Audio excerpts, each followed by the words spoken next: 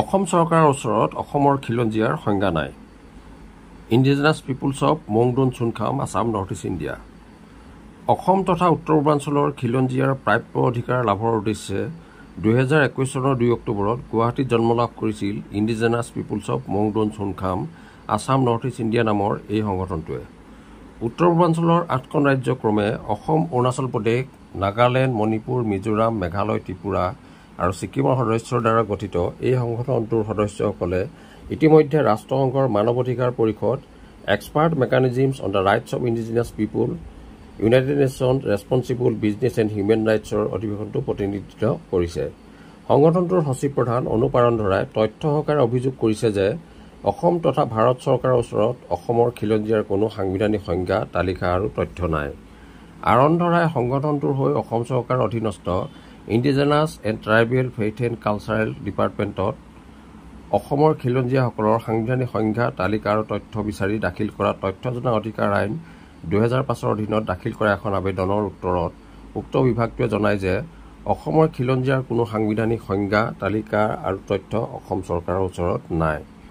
ভাৰত চৰকাৰে ৰাষ্ট্ৰসংঘৰ খিলঞ্জীয়া অধিকাৰ চনত 2007 সম্পৰ্কত লিখিতভাৱে সমৰ্থন জনাইছে যদিও অসম চৰকাৰৰ ওচৰত খিলঞ্জীয়াৰ কোনো তথ্য নাই। আনহাতে অসম চৰকাৰে খিলঞ্জীয়াৰ নামত ফিলিপাইনস্থিত এছিয়ান ডেভেলপমেণ্ট বেংকৰ ইণ্ডিজিনাছ পিপুলছ প্লেন আঁচনিৰ ঋণেৰে মঙলদৈত আছাম স্কিল ইউনিভাৰ্চিটি প্ৰতিষ্ঠা কৰিছে। আনহাতে অসম চৰকাৰৰ ৰাজহ বিভাগে খিলঞ্জীয়াৰ নাম লৈ বসুন্ধৰা আঁচনি প্ৰৱৰ্তন কৰিছে। সচিব প্ৰধান অনুপ আৰন্ধৰাই ৰাজ্য তথা কেন্দ্ৰীয় চৰকাৰক অতি শীঘ্ৰে অসমৰ খিলঞ্জীয়াসকলৰ সাংবিধানিক সংজ্ঞা, ভিত্তিবৰ্ষ, তালিকা আৰু তথ্য প্ৰকাশ কৰি অসমৰ খিলঞ্জীয়াসকলৰ সাংবিধানিক অধিকাৰ নিশ্চিত কৰিবৰ বাবে কাৰ্যব্যৱস্থা গ্ৰহণ কৰিবলৈ দাবী জনায়। Bureau' report, Patkai TV.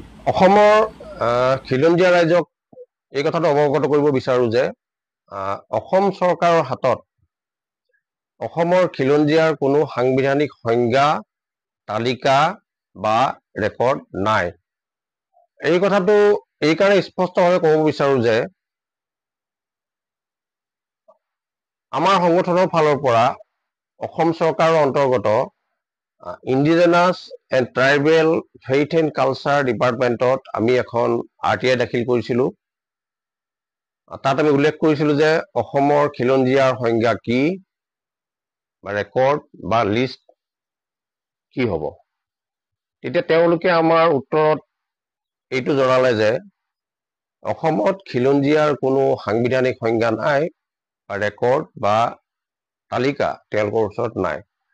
গতিকে আমি ক'ব বিচাৰো যে এইটো এটা অসমৰ খিলঞ্জীয়াসকলৰ বাবে যথেষ্ট এটা অপমানজনক আৰু চিন্তনীয় বিষয়, যিহেতু অসম চৰকাৰে খিলঞ্জীয়াৰ নামত বসুন্ধৰা আঁচনি চলাই আছে। ঠিক তেনেকৈ অসমৰ মঙলদৈত বৰ্তমান স্থাপন কৰা অসম স্কিল ইউনিভাৰ্চিটিৰ তেওঁলোকে এছিয়ান ডেভেলপমেণ্ট বেংকৰ পৰা ইণ্ডিজিনাছ পিপুলছ প্লেনৰ অধীনত ঋণ লৈছে। গতিকে যি সময়ত ভাৰত চৰকাৰে ৰাষ্ট্ৰসংঘৰ খিলঞ্জীয়া অধিকাৰ চনত 2007 সমৰ্থন জনাই স্বাক্ষৰ কৰিছে, সেই সময়ত অসম তথা ভাৰত চৰকাৰে খিলঞ্জীয়াৰ যি সংজ্ঞা বা ভিত্তিবৰ্ষ বা তালিকা নাইবা ৰেকৰ্ড তেওঁলোকৰ ওচৰত নথকা বুলি দিয়া উত্তৰটোৱেই আমাক এই কথাটো বুজাই যে আমাৰ খিলঞ্জীয়া বুলি কৈ অসম চৰকাৰ তথা ভাৰত চৰকাৰে যি সময়ত তেওঁলোকে বিভিন্ন ঘোষণা কৰি থাকে, এই ঘোষণাসমূহ যেন কোনো অৰ্থ নাই। আৰু গতিকে যেতিয়ালৈকে অসম বা ভাৰত চৰকাৰে আমাৰ অসমৰ খিলঞ্জীয়াসকলৰ সংজ্ঞা, ভিত্তিবৰ্ষ, তালিকা বা ৰেকৰ্ড নিশ্চিত কৰিব নোৱাৰে, তেতিয়ালৈকে আমি এই কথাটো নিশ্চিত যে যদিও ভাৰত চৰকাৰে 2007 চনত ৰাষ্ট্ৰসংঘৰ খিলঞ্জীয়া অধিকাৰ চনত 2007 সমৰ্থন জনাই স্বাক্ষৰ কৰিছে, কিন্তু এই সকলোবোৰ যেন ফুটুকাৰ ফেন। গতিকে আমি সকলো অসমৰ খিলঞ্জীয়া জাতি জনগোষ্ঠীক আহ্বান জনাইছো যে 19শ শতিকাৰ 1826 চনৰ ইয়াণ্ডাবু সন্ধি অনুসৰি